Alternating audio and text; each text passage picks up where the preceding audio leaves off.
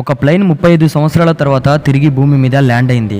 ఆ తర్వాత ఆ ప్లైన్ ని ఓపెన్ చేసి చూడగానే ప్రతి ఒక్కరికి భయంతో చెమటలు పట్టాయి. అది 4th సెప్టెంబర్ 1954 శాంటియాగో ఎయిర్లైన్స్ కి చెందిన EWA 513 అనే ఫ్లైట్. అందులో 88 ప్యాసింజర్స్ 4 క్రూ స్టాఫ్ తో కలిసి జర్మనీ నుంచి బ్రెజిల్ కి బయలుదేరింది. ఈ జర్నీ కంప్లీట్ చేయడానికి ఓన్లీ 18 అవర్స్ మాత్రమే టైం పడుతుంది. కానీ ఆ ఫ్లైట్ అలా ఆకాశంలోకి ఎగరగానే 1 గంట తర్వాత ఆ ఫ్లైట్ సిగ్నల్స్ పూర్తిగా డిస్కనెక్ట్ అయిపోయాయి. 92 మందితో కూడిన ఫ్లైట్ తెలియకుండానే మాయమైపోయింది. దీని తర్వాత శాంటియాగో ఎయిర్లైన్స్ ని పర్మనెంట్ గా బ్యాన్ చేశారు. కానీ 35 సంవత్సరాల తర్వాత అంటే 12th అక్టోబర్ 1989 నాడు అదే ప్లాట్ఫామ్ మీద ఒక ప్లేన్ ల్యాండ్ అయింది. దీన్ని చూడగానే అందరూ షాక్.